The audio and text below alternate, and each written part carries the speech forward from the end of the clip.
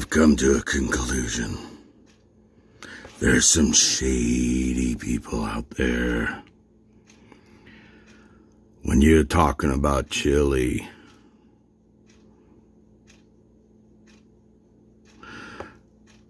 I heard a distinguished gentleman down in Texas who's talking about his renewable energy. He don't care much for those people up in Kansas who are all lovey-dovey, I guess. Well, let me throw you out something else that's a little bit shady. Let's talk about that churchy lady who likes her buttery, rich crackers on her chili. Or that other lady who likes pork rinds on her chili. She's shady too. But there's more to shady when you start looking at those people who wanted to use canned chili. That's shady. And let's talk about that cutesy little girl who running this whole thing. She couldn't hurt a string of yarn or tie it together if she put all her energy in it. She's shady. And then there's that Georgia peach who likes her dogs chubby. Come on, people, let's do this. This is Chilismackdown. Let's get it on. Let's do what we need to. Oh, let's not forget about that guy from California who's all frilly in his glasses. I'm going to show you how to make chili for 40 people. Let's see how this goes for the Chili Smackdown.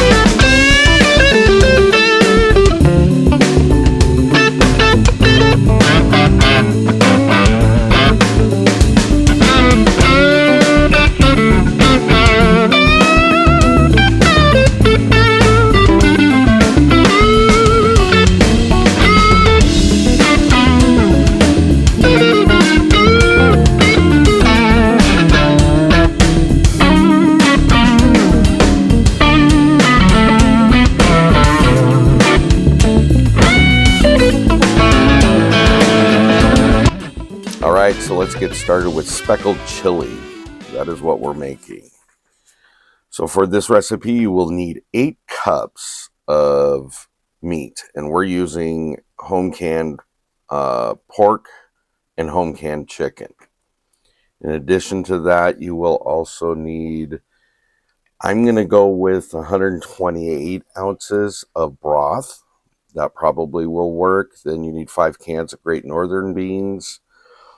Or you can do them, the old-fashioned way. You got to have 5 cans of Cannellini beans, As you will see, there will be smackdowns all throughout the video. You need 5 cans of navy beans. And you will also need 4 cans of white chili beans, and they're also known as white kidney beans. Then to that, you need 2 cans of black beans. Now, all these beans are going to be rinsed and drained except for the chili beans. You need a 16-ounce jar of salsa verde. You need 6 large white onions diced. You also need 6 tablespoons of minced garlic. Then you're going to need 6 tablespoons of oil. You'll need 6 tablespoons of butter. You'll need 6 teaspoons of sea salt. You'll need 9 teaspoons of cumin. You'll need 9 teaspoons of oregano. You'll need 3 teaspoons of black crushed ground pepper. You'll need 3 teaspoons of crushed red pepper flakes. And then you'll want 3 teaspoons of ground mustard. You will need 3 tablespoons of minced garlic, dried, and 3 tablespoons of minced onions, dried as well.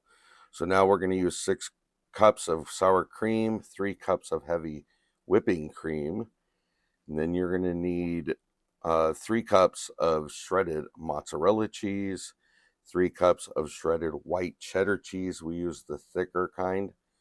Then you also want to make sure that you cut up 2 cups of green onions and 2 cups of cilantro. Those will be utilized later on.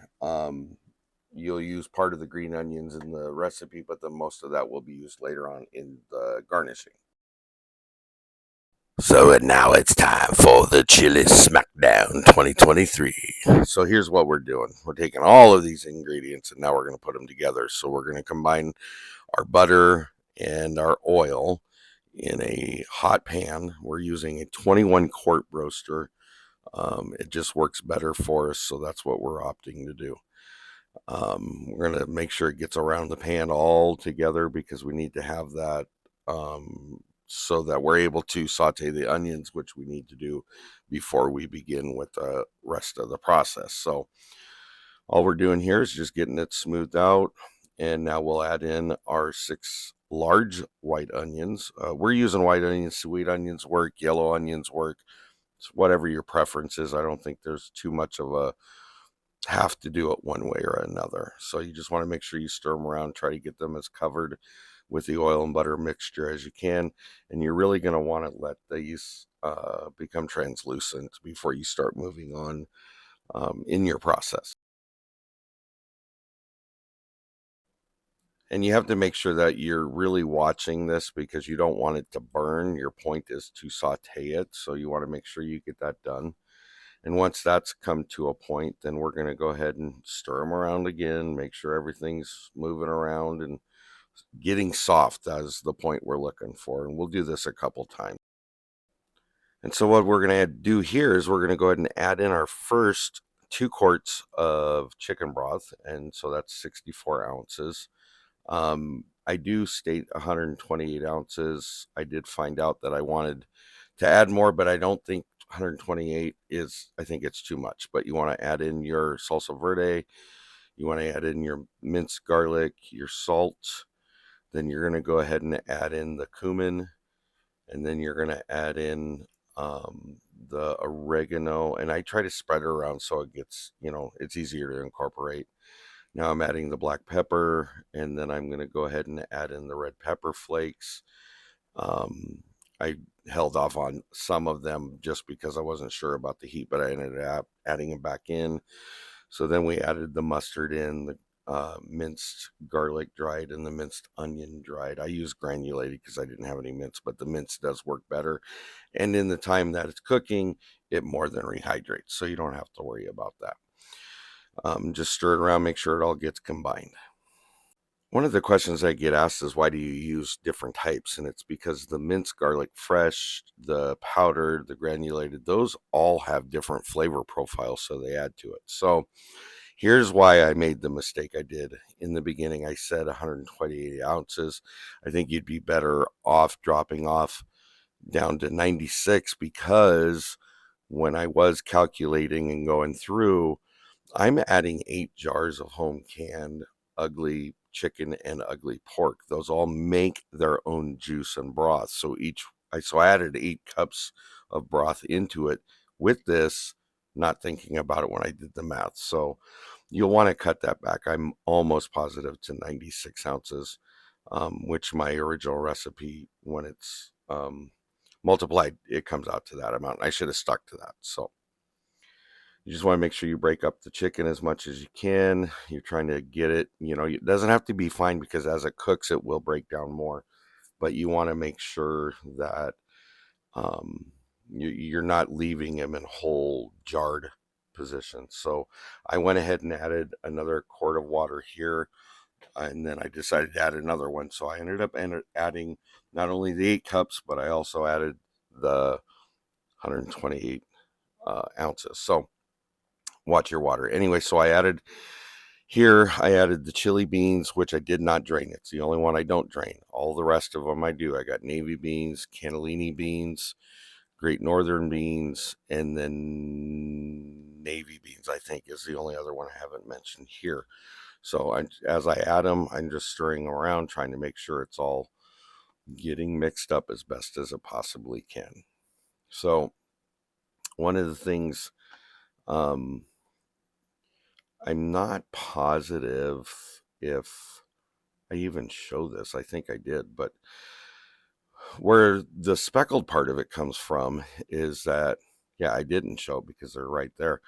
Those 2 cans of black beans are what makes it speckled. Now, you need to rinse those. You need to rinse them a couple times. Otherwise, you will turn this a darker grayish color. You don't want that.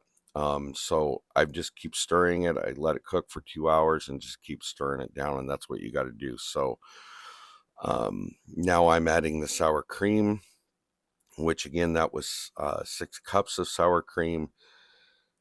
If you do the math, that is going to be 2 quarts of it. So you want to make sure you have enough of that ready to go. You're going to break that up with a whisk. Be careful, as I obviously was not doing. And you want to make sure that you don't splash it up over the side. Then you want to add in your 3 cups of the heavy cream. Now here's where the white, quote unquote, part of white chili comes from, as well as the white colored beans.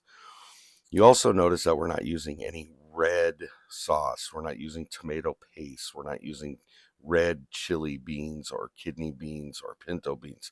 That's what makes this the white chili that it is. Plus the meat you're using, it is also white meat. It's not a darker meat. So not dark as in,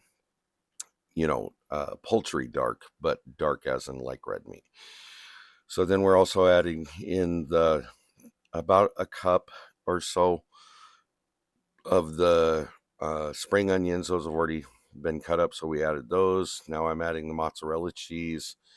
And then when you do that, you also want to make sure that you're getting it all the way around. Now I'm going to add in the white cheddar cheese. And again, this is what helps make it the white chili. So a lot of people are questioning, that's a lot of chili. And I'll be honest with you, it is for most people. But we were feeding a lot of people. We had a birthday party coming, or that was happening. And it's a 21 quart Broaster. Half of it went with dinner and the other half walked out of the house. So we had none of this chili left over by the time the night was over. But as you can tell, it's a thick chili. There is juice to it, but I would say 3/4 of it is thick mass, not liquid mass. So now I just take some more cheese and I sprinkle it over the top. I use both of them, both the mozzarella and the white cheddar. I then use the cilantro. Here's where the garnishing part comes in. And then I also add the green onions or spring onions to the side. So I hope you enjoy it. It's a pretty simple dish and just walk yourself through it. This is speckled chili. It's a white chili. It's hot.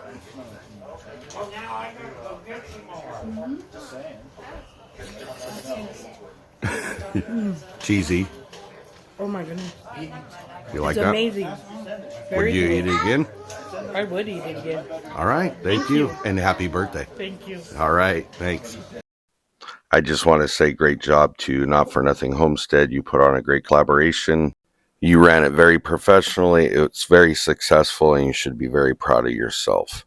Moving on, don't forget that, as I was stating before, and there will be a live giveaway on March 1st on Not For Nothing Homestead.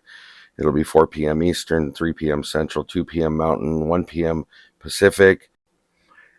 And there will be gift cards, cooking utensils, seasonings, homemade items, and more that will be given away. So you need to make sure you leave a comment on the videos, because to be eligible for the comment picker prizes, you will have to have left a comment.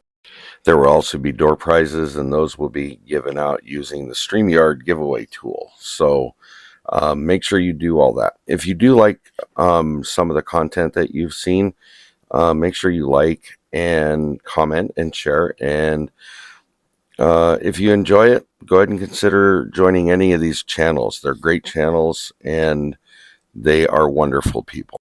And all seriousness, none of these channels are shady. I was only using it as part of the intro for the Last Chance Cook-Off. These are all great channels, and I consider all of them good friends. So again, we hope that you guys have all enjoyed yourselves, and if you haven't had a chance to, please go back and watch all the videos. Thank you, everybody.